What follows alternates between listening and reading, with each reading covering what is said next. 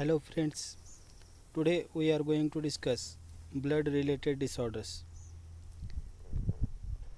तर blood related disorders कोणते आहेत?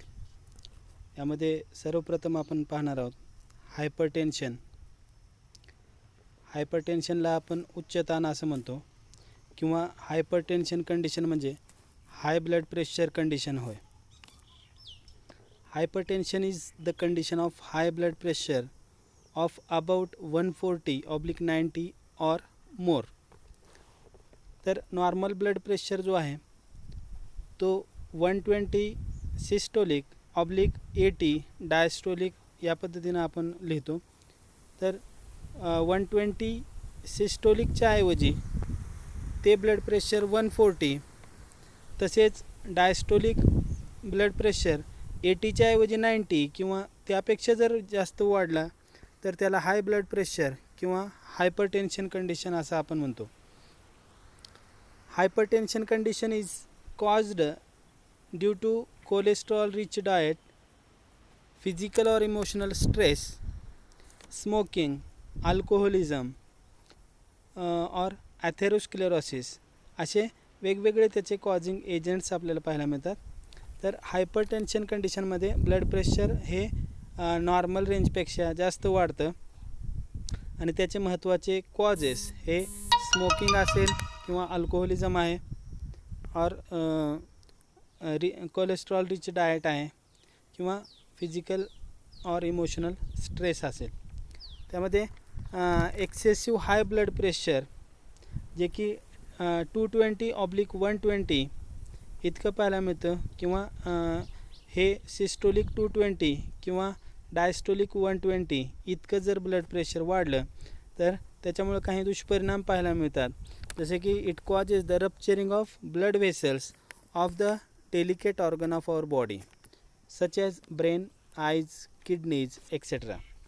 तर अति जास्त हाय ब्लड प्रेशर जर असेल, ब्लडचा प्रेशर जास्त वाढला जे की सिस्टोलिक 220 किंवा डायस्टोलिक 120 इतक्या प्रमाणामध्ये हाय ब्लड प्रेशर वाढल्यानंतर या ब्लड प्रेशरमध्ये ब्लड व्हेसल्स जे आपल्या डेलिकेट बॉडीचे ऑर्गन्सचे ब्लड व्हेसल्स आहेत तर ते रप्चर होतात अँड डेथ आल्सो ऑकर्स.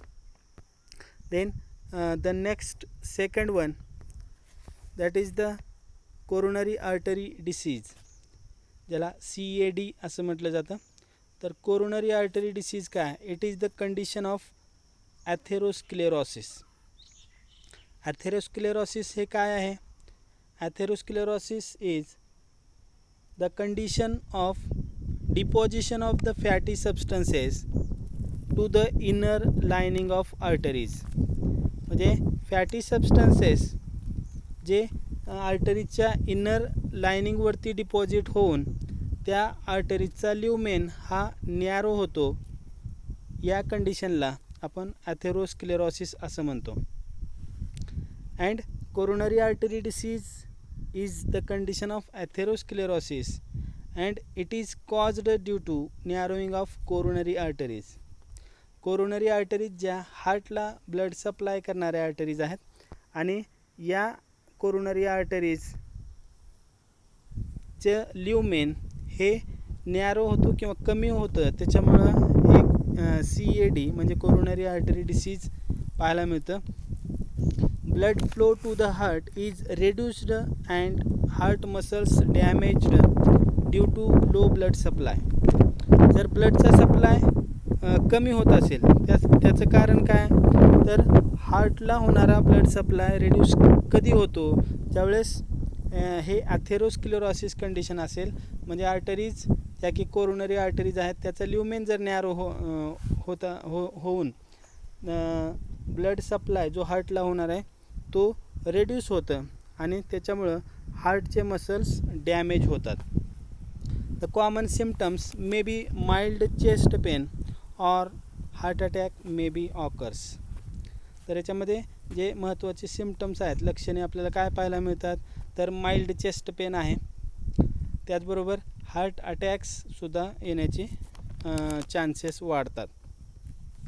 त्यानंतर तिसरा जो डिसीज आहे that is angina pectoris. Angina pectoris म्हणजे काय? Angina pectoris is the chest pain caused due to reduction of blood supply to the cardiac muscles. Cardiac muscles, these are the specialized muscles of the heart. Heart मसल्सला आपण cardiac muscles असं म्हणतो. तर angina pectoris ज्याला chest pain असं म्हटलं जातं आणि हे याचं कॉजिंग एजंट काय, कशामुळे होते? It is caused due to reduction of blood supply to the cardiac muscles. म्हणजे हार्टला ब्लड सप्लाय करणाऱ्या ज्या कोरोनरी आर्टरीज आहेत, तर त्या कोरोनरी आर्टरीजमध्ये ॲथेरोस्क्लेरोसिस कंडिशनमुळं त्याचा ल्युमेन कमी होतो आणि हार्टला होणारा ब्लड सप्लाय हा रेड्यूस होतो, ज्याच्यामुळं कार्डियक मसल्स हे डिस्ट्रॉय होऊ लागतात किंवा डॅमेज होतात.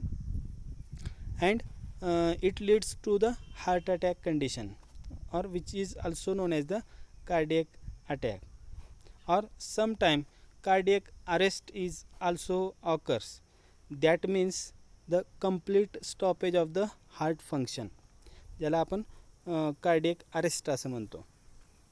blood supply is reduced due to narrowing of coronary arteries. इथं कोरोनरी आर्टरीजचं ल्युमेन नॅरो झाल्यामुळं ब्लडचा सप्लाय कमी होतो. And in this disease the pain also occurs to the neck, lower jaw, left arm and left shoulder. या आजारामध्ये pen हे नेकमध्ये म्हणजे मानेमध्ये आपल्याला दुखू लागतं. त्याचबरोबर लोअर जॉ आहे, खालच्या जबड्यामध्ये पेन व्हायला लागतं. लेफ्ट आर्म आहे, त्याचबरोबर लेफ्ट शोल्डर. तर असे काही कॉमन सिम्पटम्स हे या अँजिना पेक्टोरिसमध्ये पाहायला मिळतात. तर अँजिना पेक्टोरिस हे कॉमनली चेस्ट पेन म्हणून ओळखलं जातं आणि हे अँजिना पेक्टोरिस होण्याचं प्रमुख कारण आहे ते म्हणजे reduction of the blood supply to cardiac muscles. That means to the heart. हार्टला होणारा ब्लड सप्लाय कमी होतो. थँक्यू.